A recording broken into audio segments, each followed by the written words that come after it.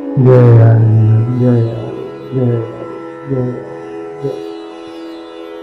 जय। ज्ञान मार्ग सिखलाता है कि अपने को भी जाने और अपने शरीर के चारों तरफ, इस आत्मा के चारों तरफ जो आवरण है, जो लिपटा हुआ आवरण है, इसको भी जाने।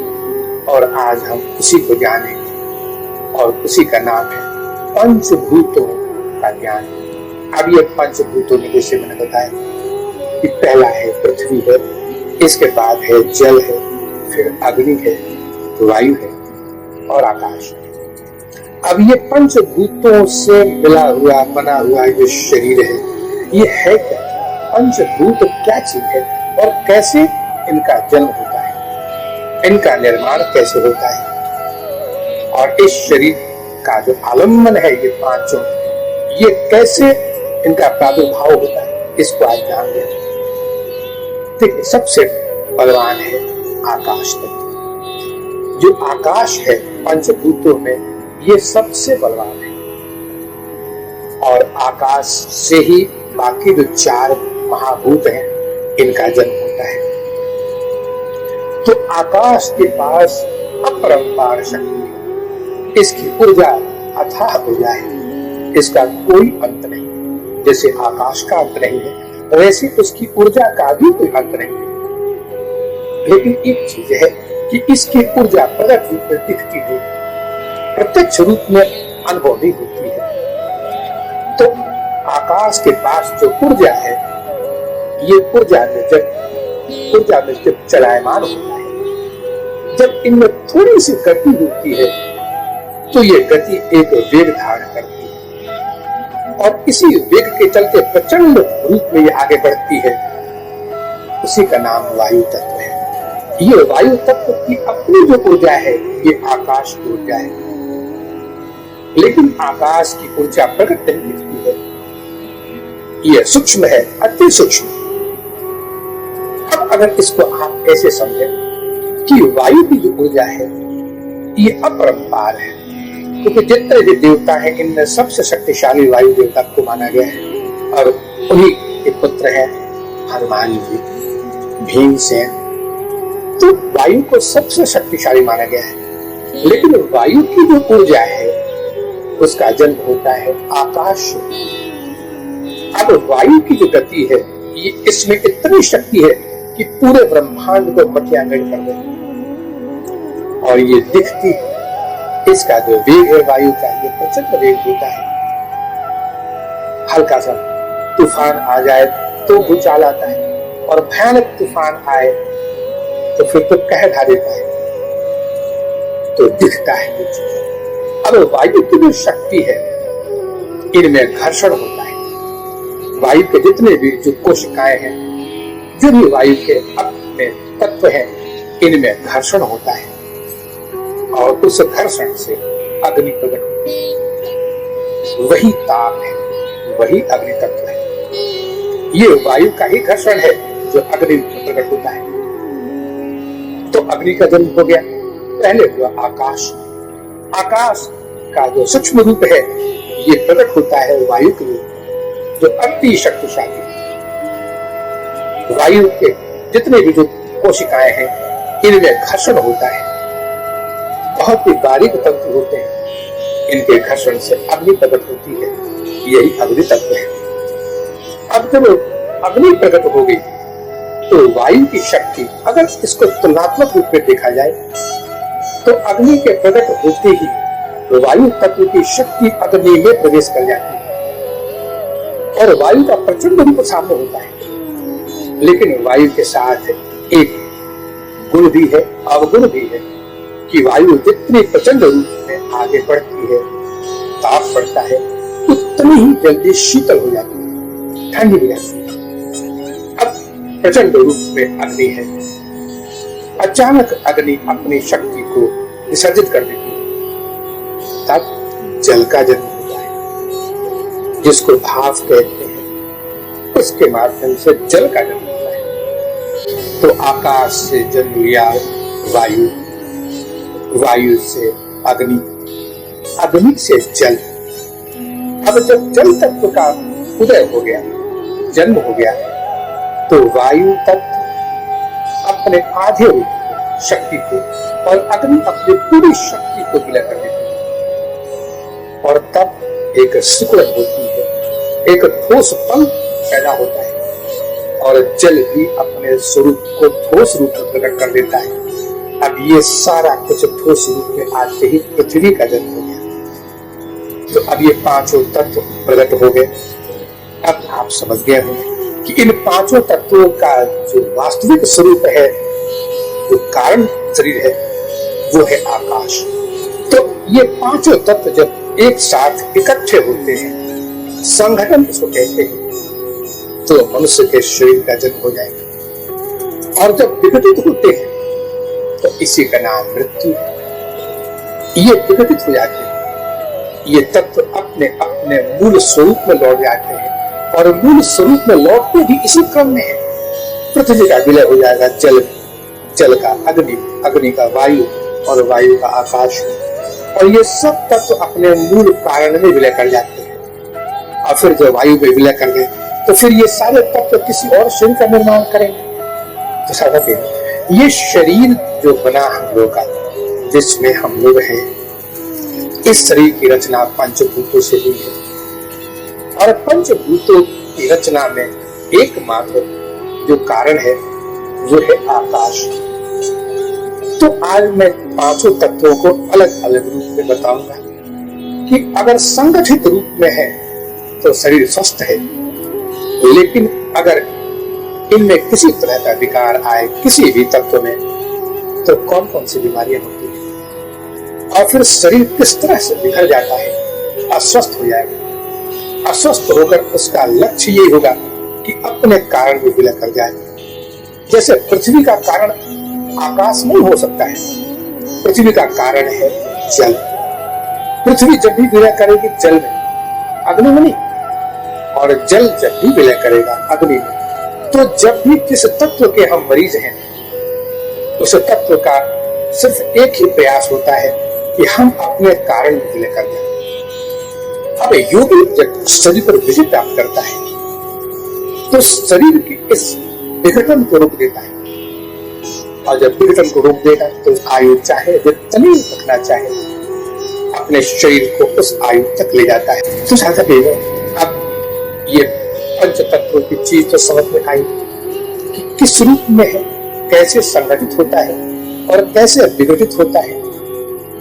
अब इसको थोड़ा सा और विस्तार से समझें कि कैसे ये जो पंचभूत हैं ये अपने अपने कारणों में किस रूप में गोचर होते हैं। आप जरा अनुभव करें इसको कि हर बीज के 3 छिलके होते हैं, 3 छिलके होते हैं। तो सबसे पहले जब आप किसी भी बीज को मिट्टी में दफन करेंगे और जल के साथ संपर्क होते ही ऊपर का छिलका इसका अपने अंदर के छिलके में विलय करेगा। सबसे पहले सड़ेगा ऊपर का छिलका, तो इसकी शक्ति विलय कर जाती है अंदर के छिलके की, और फिर वो छिलका विलय करेगा अंदर के कारण, यानी स्थूल का विलय होता है सूक्ष्म का कारण, और कारण में विलय होते ही ये तत्वों का उदय हो जाता है।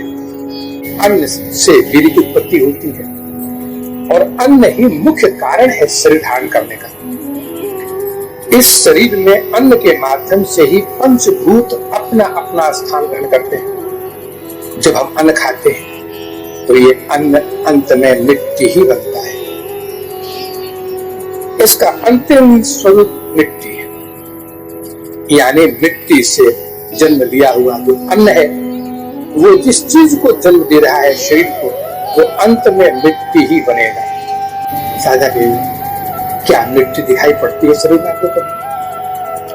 कभी आपने अपने शरीर पर मिट्टी देखा है? दिखता है इस मिट्टी कहीं? नहीं दिखता है, क्योंकि आप अपरा प्रकृति के अधीन उस ज्ञान चक्षु से देखते हैं जो अपरा प्रकृति का शरीर, यानी जो न खुद को जान पाता है न दूसरों को जान पाता है। जब आप खुद को नहीं जान पाए तो अपने शरीर को क्या जानेंगे? ये शरीर प्रत्यक्ष मिट्टी दिखाई पड़ता है किसको? जिसने अपने आप को जान लिया, अपने स्वरूप को जान लिया, उसको प्रत्यक्ष मिट्टी ही दिखाई पड़ेगा। अब जैसे आप अपने शरीर को, इस त्वचा को अनुभव करते हैं, मांस को अनुभव करते हैं, मिट्टी तो नहीं देख पाते, क्या यही प्रमाण नहीं है कि ये सारा संसार जो दिखता है वह है नहीं? ये सारा संसार जिस रूप में 5 तत्व में बिखरा पड़ा है, ये कोई तत्व नहीं है, सिर्फ परमात्मा है। जैसे आप इस शरीर को देखते हैं, इस शरीर के अग्नि को, पृथ्वी को, वायु को, जल को अनुभव करते हैं, वास्तव में है नहीं वो, क्योंकि अपरा प्रकृति के चक्षु से आप देखते हैं।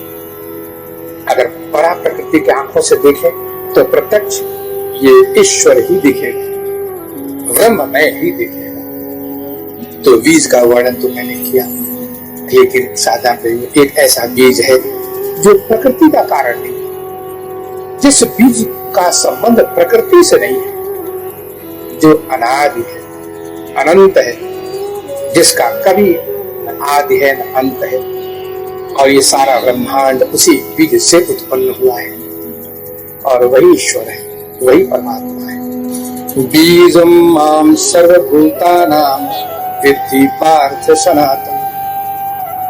भगवान ने अर्जुन से कहा है, अर्जुन मैं ही बीज हूं। बीज माम सर्वभूता, सारे भूतों का, जितने समस्त प्राणी है उनका एकमात्र बीज मैं।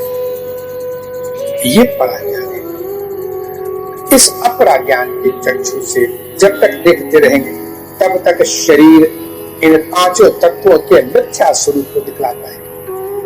अब आपको पता है कि शरीर का निर्माण कैसे हुआ था? शरीर का निर्माण हुआ था प्रकृति के अति सात्विक तत्वों के मिश्रण से बना था। ये प्रकृति के जो परम सात्विक तत्व थे, इनके मिलने से ये शरीर का निर्माण हुआ। लेकिन भोग विलास करते करते शरीर, यही शरीर प्रकृति के लिए परम विकार बन गया। जन्म लेते ही परम शुद्ध था, सारे आनंदों का स्रोत था ये, लेकिन भोग करते ही प्रकृति का विकार बन गया। अब प्रकृति भी इसको सुधार करने में संकोच करती है। अब करना तो पड़ता है।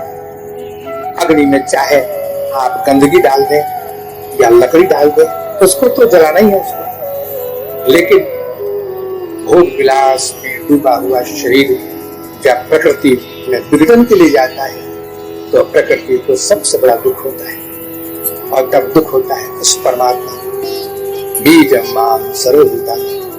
तो कैसे संभाले इस शरीर को? अगर सबसे ज्यादा धोखा देने वाली चीज अगर कोई है तो वो शरीर है। हमारा सबसे पहले साथ छोड़ने वाला अगर कोई तत्व है, चीज है, तो शरीर है। हमारे किसी आज्ञा को नहीं मानता है।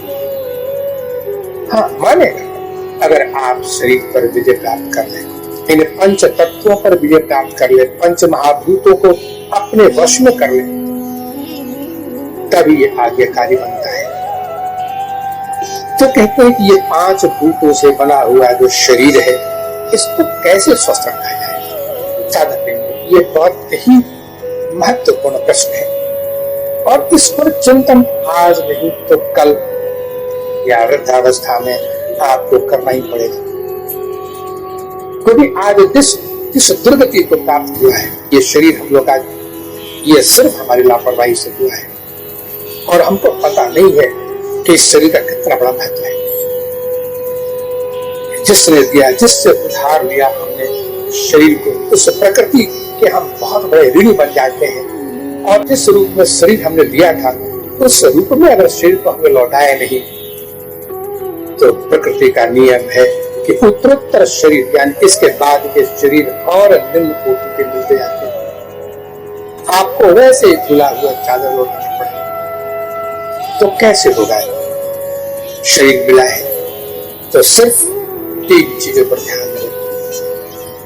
ये 3 जो संयम बताए गए हैं, ये 3 संयम ही आपको उत्तरोत्तर शरीर को योग के साथ शरीर पुष्ट होगा और योग के सारी सामग्री आपके पास पहुंच जाएगी। 3 जो चीजें होती हैं, ये सम्यक आहार, सम्यक व्यायाम, और सम्यक निद्रा।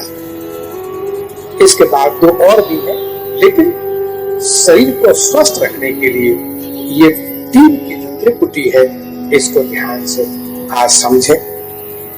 और मैं आपको वो चीज बताने जा रहा हूं कि अगर आपने ऐसा नहीं किया तो आप किन किन बीमारियों से ग्रस्त होंगे, और फिर इसका उपाय भी आपको इसी अवस्था में आकर करना पड़ेगा।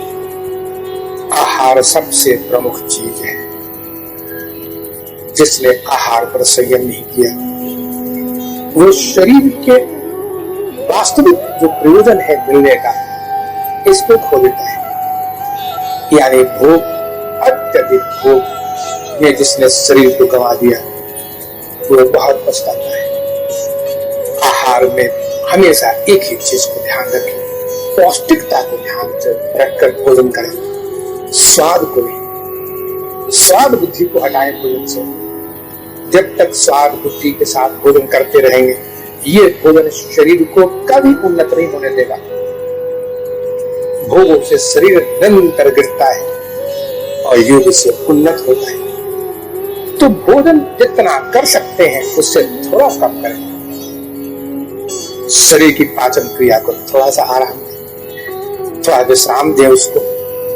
आप तो भोजन के बाद विश्राम कर लेते हैं, लेकिन जिस वक्त आप विश्राम करते होते हैं उस वक्त आपकी पाचन क्रिया बाकी समय से 4 गुनी ज्यादा परिश्रम करती है उस भोजन को पचाने के लिए भी जो आपको नहीं करना चाहिए था।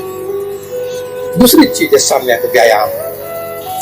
शरीर को स्वस्थ रखने के लिए योग व्यायाम करना चाहिए, दंड बैठक नहीं। बचपन में कर लिया कोई बात नहीं, लेकिन शरीर की मांसपेशियों को नरम और लचीला बनाकर रखने के लिए सिर्फ योग व्यायाम करना चाहिए। और एक सीमित मात्रा में ही करना चाहिए, बहुत ज्यादा नहीं करना चाहिए। बहुत ज्यादा मांसपेशियों पर दबाव नहीं डालना चाहिए। लचीला बना लें, इससे शरीर स्वस्थ रहेगा। इसके लिए जैसे शक्तिशाली की क्रियाएं जो करते हैं उसके साथ कुछ प्राणायाम की क्रियाएं करते हैं, इनका होना बहुत जरूरी है। इससे शरीर हमेशा स्वस्थ रहेगा और स्वस्थ शरीर प्रसन्नचित होता है, हमेशा खुश रहता है। क्योंकि अंदर में अगर शरीर स्वस्थ नहीं है तो आपके अंदर में जितने भी जो पंचभूत है इनमें कहीं न कहीं विकार पैदा होगा, जिसकी व्याख्या हम आगे करेंगे। तो ये विकार आपको हमेशा किसी न किसी बीमारी से ग्रस्त करा देगा। इसलिए शरीर को स्वस्थ रखना बहुत जरूरी है। तीसरी चीज है सम्यक निद्रा। 6 घंटे से लेकर 7 घंटा ये नियम बताया गया है। जो जो उम्र बढ़ती है निद्रा की अवधि कम होती है, निद्रा कम होती है। निद्रा पूरे तनाव से मुक्त होना चाहिए। जैसे सपने नहीं आए तो निद्रा का आनंद मिलता है। सुषुप्ति में जाते हैं तो अपने स्वरूप में जाते हैं, तो निद्रा सबसे सुखद मानी गई है। निद्रा भी जरूरी है। निद्रा सुखद होनी चाहिए और तनाव से मुक्त होनी चाहिए, क्योंकि शरीर को विश्राम देने के लिए निद्रा का होना बहुत जरूरी है। कहा गया है कि किसी से दुश्मनी का बदला लेना हो तो उसे 4-5 दिन तक जगा कर रखें तो पागल हो जाए, वो किसी काम का नहीं रहेगा। निद्रा का होना बहुत जरूरी है, लेकिन निद्रा भी ज्यादा नहीं, कुछ सीमित मात्रा में आहार। अब आप अत्यधिक आहार किए, अत्यधिक परिश्रम किए और अत्यधिक निद्रा किए तो निश्चित है कि आपके अंदर में पंचभूतों में भयंकर विकार पैदा हो, इनका विघटन शुरू हो जाएगा। और जब विघटित होता है, जब असंयमित हो जाएगा पंचभूत, तो पृथ्वी तत्व बिगड़ जाएगा पहले। अब जिनका पृथ्वी तत्व बिगड़ता है उनको जोड़ों का दर्द, गाठिया, चर्म रोग और घाव, फूंसी, ये सब शरीर में बहुत लगातार होंगी। हड्डियां कमजोर हो जाएंगी। इन बीमारियों से लगातार ग्रस्त रहेगा। ये पंचभूतों में पृथ्वी तत्व जिनका कमजोर पड़ गया जिनका जल तत्व बिगड़ गया तो जल के देवता चंद्रमा को कहा गया है। तो मानसिक स्थिति बिगड़ जाएगी। और रक्त की बीमारियां, रक्त में कई प्रकार के विकार पैदा होंगे। खून की बीमारी को लेकर कई तरह की बीमारियां पैदा होंगी और मानसिक स्थिति ठीक नहीं है, क्योंकि जल का देवता चंद्रमा है और चंद्रमा का अधिकार सिर्फ मन पर होता है। तो मानसिक स्थिति गंवाडोल हो जाएगी, चंचल रहेगा मन, किसी काम में मन नहीं लगेगा, अनेक संकल्प विकल्प डूबता रहता है। ये जल तत्व के विघटन से होता है। जल तत्व जब विकार से ग्रस्त हो जाए तो होगा। अब अग्नि तत्व बिगड़ जाने से पाचन क्रिया खत्म हो जाती है। पाचन क्रिया में अनेक तकलीफें शुरू हो जाएंगी, भोजन हजम नहीं होगा, तब गैस की तकलीफ बढ़ेगी। और अग्नि तत्व के बिगड़ने से शरीर में जो ऊर्जा है ये धीरे धीरे मंद होती शुरू हो जाएगी। इसको जठराग्नि कहते हैं। और फिर समय के पहले ही शरीर वृद्धावस्था को प्राप्त हो जाएगा। शरीर का तेज खत्म हो जाएगा। जो चमक होनी चाहिए शरीर में वो नहीं रहेगी और कम उम्र में ही शरीर बूढ़ा बूढ़ा सा दिखाई देगा। वृद्ध शरीर की तरह ही उसका व्यवहार होगा। और फिर अगर वायु में विकार हो जाए तो साझा ये सूक्ष्म चीज जो अनुभव में करनी चाहिए।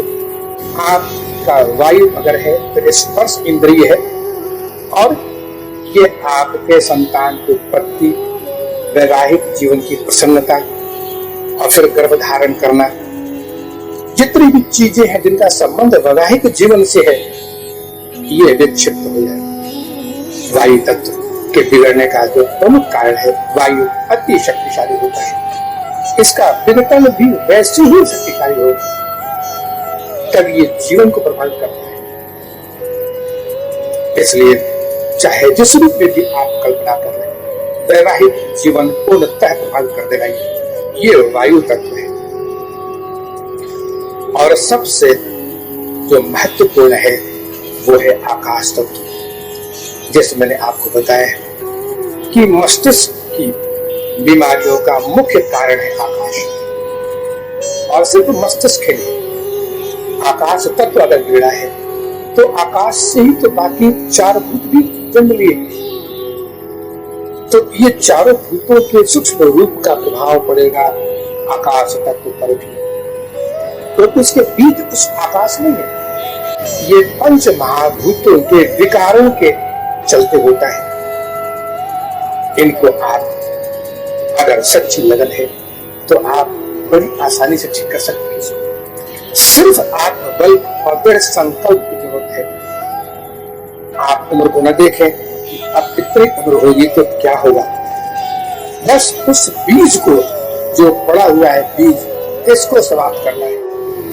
अब साझा पीने एक शिष्य ने अपने गुरु से प्रश्न किया कि जो पंचभूत है इन सब का निर्माण तो प्रकृति के अधीन हुआ है। प्रकृति के उस शक्ति से जिसके अधिष्ठात्री देवता परमात्मा है। तो फिर इनके विकारों से जीव ग्रस्त होकर सारा जीवन खुद भटकता है और ईश्वर से विमुख हो जाता है। लेकिन ये पेड़ पौधे कभी दुखी नहीं होते। उस शिष्य ने प्रश्न किया कि गुरुदेव, इन वृक्षों को देखिए, इस उद्यान के आश्रम के इन वृक्षों को देखिए, कितने प्रसन्न हैं, बहुत आनंददायक है और इतने आनंद में है, झूमते हैं। और जो हमेशा खुश मिजाज रहता है, आनंद में होता है, वही दूसरों को भी खुश कर सकता है। जो खुद दुखी है वो दूसरों को क्या सुखी करेगा। ये वृक्ष इतने प्रसन्न है, लेकिन उनसे कम प्रसन्न है ये जानवर। और सबसे दयनीय स्थिति है मनुष्य की। मनुष्य जीवन और मनुष्य का जो शरीर है ये सबसे दयनीय है। ऐसा क्यों गुरुदेव? गुरु ने कहा, ये वृक्ष वही बने हैं जो इन्हें बनना था। इन वृक्षों ने अपने प्रारंभों से किसी तरह का विद्रोह। कर्मों के अनुसार जो कुछ भी प्रारब्ध में था इन वृक्षों ने स्वीकार किया और आज वृक्ष बने हैं इसलिए कि इनके बीज ही वृक्ष के थे। लेकिन मनुष्य अपने बीज को नष्ट करने में सारी जिंदगी गंवा देता है। मनुष्य में हम जो है उससे कभी संतुष्ट नहीं होते और ना हो सके। अब मैं संत महात्माओं और गुरुओं की बात नहीं करता, वो इन सब से ऊपर है, जिन्होंने उस परा प्रकृति के अधीन वास्तविकता को जान लिया है। वो अपने में सब पूर्ण रूप से संतुष्ट होता है, चाहे जिस घर में जन्म लिया हो, जैसा शरीर मिला हो, इससे उनको कोई शिकायत नहीं होती। लेकिन मनुष्य अपने वर्तमान स्वरूप से कभी संतुष्ट नहीं है। वो हमेशा विद्रोह करता है अपने प्रारब्ध से।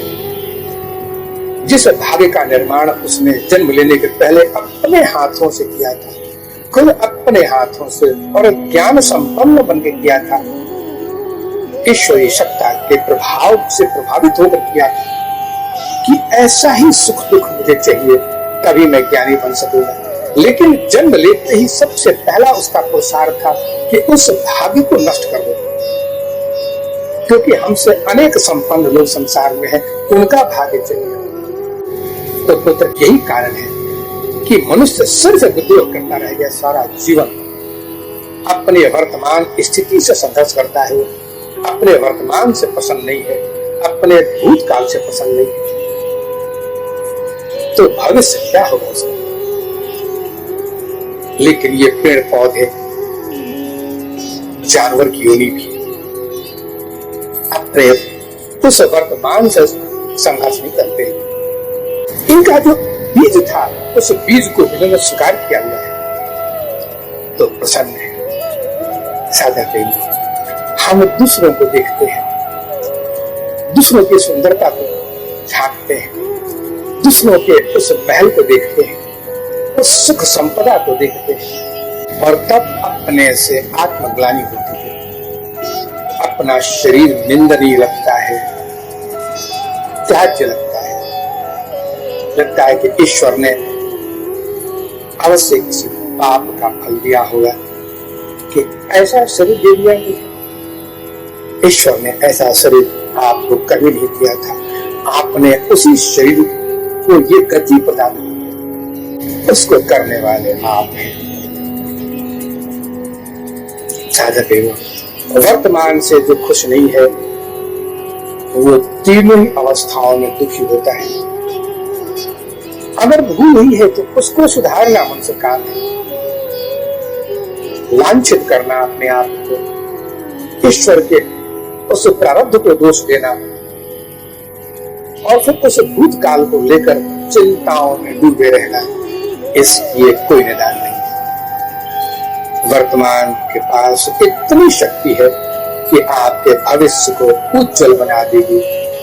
गुरु ने कहा है कि पुत्र, अगर मनुष्य भी इन वृक्षों की तरह अपने वर्तमान को स्वीकार कर ले तो इस धरती पर ही स्वर्ग का सुख मिल जाएगा। और यही कारण है कि वो पहले शरीर से दुखी होता है, फिर मन से दुखी होता है, फिर चित्त मलिन होता है और फिर बार बार उसी चक्कर में जन्म लेता रहता है।